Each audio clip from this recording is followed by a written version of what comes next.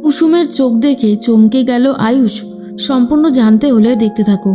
গল্পের শুরুতেই আমরা দেখতে পারি কুসুম তো জেনে গিয়েছে আসলেই এই চোখ দুটো কার। কুসুম ঠিক করে আয়ুষকে গিয়ে বলে দেবে, কিন্তু বাদ সাধল মীনাক্ষী। মীনাক্ষী বলে, কুসুম তুমি যদি এই কথাটা বলে দাও তাহলে বুঝতে পারছো মা আর ছেলের মধ্যে ঠিক কতটা বিরোধ হতে পারে। দিদি যদি জানতে পারে আয়ুষ এমন একজনকে ভালোবেসেছে যে কিনা বাড়ির কাজের মেয়ে, তখন আয়ুষের সাথে দিদির কি লেভেলের ঝামেলা হবে সেটা হয়তো তুমি বুঝতে পারছো না। এরপরে কুসুম আরও অনেক কথাই মীনাক্ষীর থেকে শুনতে থাকে। মীনাক্ষী বলে, এরপর কি হবে জানো, তোমার বাবার ড্রাইভারের চাকরিটা চলে যাবে। তোমার ভাই ঘন্টু, সে যে এত বড় একটা স্কুলে পড়াশোনা করে, তার পড়াশোনাটাও এখানে থেকে ছাড়িয়ে নেওয়া হবে। আর তোমাদের তিনজনকেই পাঠিয়ে দেওয়া হবে যেখানে ছিলে সেখানে। বুঝতে পারছো তোমার একটা বলা কথা কতটা এফেক্ট ফেলবে তোমাদের জীবনকে। এরপরে কুসুম ভাবে তার বাবাও তো এই ভয়টাই পেয়েছিল, সেই জন্যই কুসুম কি করবে নিজেই বুঝে উঠতে পারে না। কিন্তু কুসুম ভাবে তাকে লড়াই করতে হবে। আর এই যে পরিচয়টা সেটা যদি সামনে না আসে তাহলে তো রীতিমতো দেবলীনা ম্যাডাম জিতে যাবে। কুসুমের মাথায় এটাও চলতে থাকে, তাই বলে, আচ্ছা আপনি কি বুঝতে পারছেন না যে আমি যদি এই পরিচয়টা সামনে না আনি তাহলে দেবলীনা ম্যাডাম জিতে যাবে, সেক্ষেত্রে দেবীমা হেরে যাবে। কিন্তু মীনাক্ষী বলে, সেটা আমরা বুঝে নেব, তোমাকে এত কিছু বুঝতে হবে না।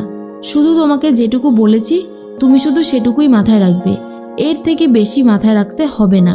বুঝতে পারলে? বাড়ির কাজের মেয়ে হয়ে বাড়ির বউ হওয়ার স্বপ্ন দেখছো তুমি, সেটা কখনোই আমরা মেনে নিতে পারবো না। এরপরে মীনাক্ষীর কথায় কুসুম ভয় পেয়ে যায়, তাই আর বেশি কিছু বলতে পারে না, ফিরে যায় নিজের ঘরে। তখন মীনাক্ষী বলে মনে মনে, এই কুসুমকে আর দিদিকে কখনোই বিশ্বাস নেই। দিদি হয়তো নিজের ছেলের মন রাখতে কুসুমকে এই বাড়ির বড় বউ বানিয়ে দিল, কারণ দিদিকে আমার ভরসা নেই। এর মাঝখানে আয়ুষ সেই ছবিটার দিকে তাকিয়ে অনেক কথাই বলতে থাকে আর বলে, খুব শীঘ্রই তোমার সাথে দেখা হতে চলেছে। আমার যে কি আনন্দ হচ্ছে তোমাকে বলে বোঝাতে পারবো না।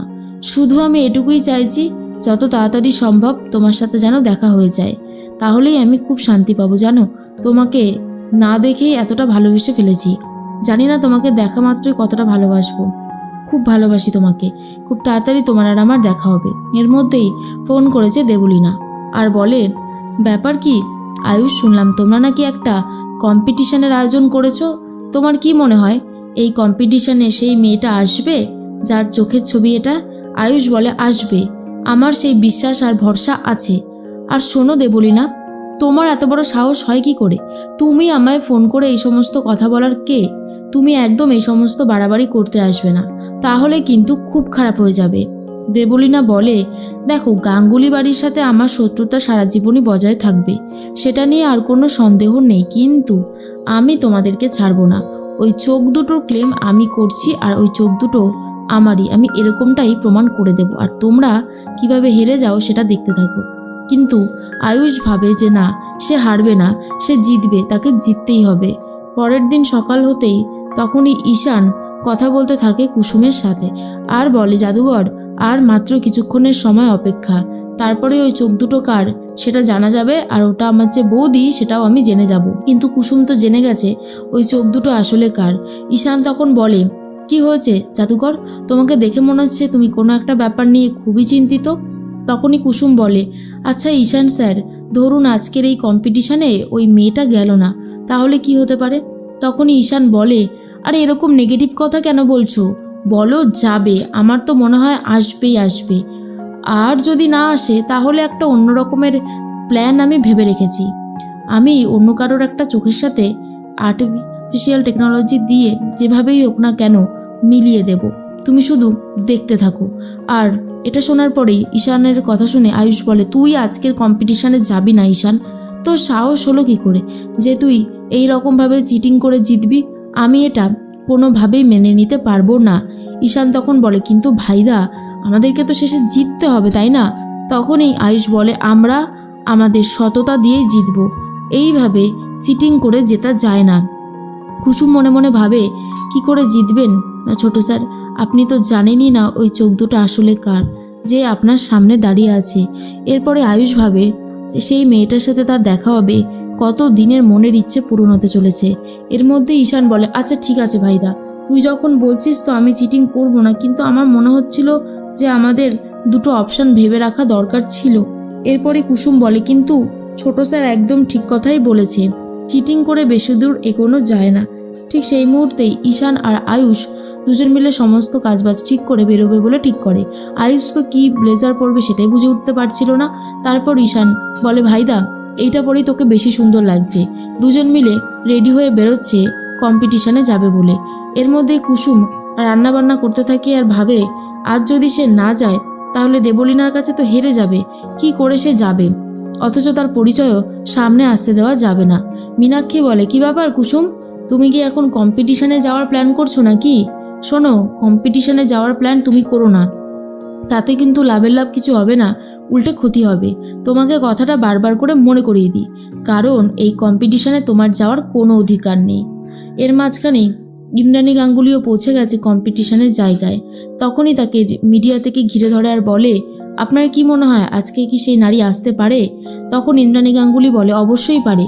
সে যদি তার ভালো চায়, আমার মনে হয় তার আসাটা এখানে জরুরি, কারণ সে আমাদের ব্র্যান্ডের লোগোর বেস্ট অ্যাওয়ার্ড পেতে চলেছে, এর থেকে ভালো আর কি হতে পারে, তাই না? এর মধ্যেই ঠিক সেই মুহূর্তেই আয়ুষও চলে এসেছে। আয়ুষ মনে মনে ভাবে, কখন সেই নারীকে সে দেখতে পাবে, তার জন্যই তো এত দিনের অপেক্ষা। এরপরে কুসুম ভাবে, আমি যদি না যাই তাহলে দেবীমারা হেরে যাবে, আমাকে কোনো একটা উপায়ে ওখানে যেতেই হবে, কিন্তু আমাকে যাতে কেউ চিনতেও না পারে। যদি চিনতে না পারে তাহলে তো আর কোনো অসুবিধা নেই। এরপর কুসুম নিজেই নিজের ছদ্মবেশ তৈরি করতে থাকে, যাতে কুসুম গেলে আয়ুষ, ঈশান, ইন্দ্রাণী গাঙ্গুলি কেউই চিনে উঠতে না পারে। আর সেই ভেন্যুতে এক এক করে সবাই মেয়ে আসতে থাকে, কিন্তু কারোর চোখের সাথেই লোগোর চোখ দুটো ম্যাচ করছে না। কিন্তু আর তো অপশন বাকি নেই, আয়ুষও ছটপট করতে থাকে। কিন্তু সেই সময় চলে আসে ছদ্মবেশী কুসুম, আর ছদ্মবেশী কুসুমকে দেখার পরে আয়ুষ তখন বুঝতে পারে এটাই হয়তো সেই মেয়েটা, কিন্তু মুখ ঢেকে এসেছে কেন? এরপর যখন কুসুমের চোখের সাথে লোগোর চোখ দুটো ম্যাচ করানো হয়, আর তখন দেখা যায় 100% ম্যাচ করে গেছে। আর তখন সবাই বুঝতে পারে লোগোর যেই চোখ দুটো রয়েছে আর সেই চোখ দুটোই এই মেয়েটার, আর সেই মেয়েটা যে কুসুম সেটা এখনও কেউ বুঝতে পারেনি। আর কুসুম ভাবে যে এই যাত্রায় তো আমি সবাইকে বাঁচিয়ে দিই, তারপর যা হবে দেখা যাবে। কিন্তু ইন্দ্রাণী গাঙ্গুলি ভাবে, সে তার পরিচয়টা লুকিয়ে এসেছে কেন? কেন সে তার মুখটা সবার সামনে দেখাতে চাইছে না? অন্য কোনো ব্যাপার আছে নাকি? এরপর কুসুম ঠিক করে তাড়াতাড়ি করে সেখান থেকে চলে যাবে। আয়ুষের সামনাসামনি মুখোমুখি হলে তার যে পরিচয় সামনে আসতে পারে সেটা কুসুম খুব ভালো মতনই জানতো, তাই সেখান থেকে তাড়াতাড়ি করে কেটে পড়ছে কুসুম।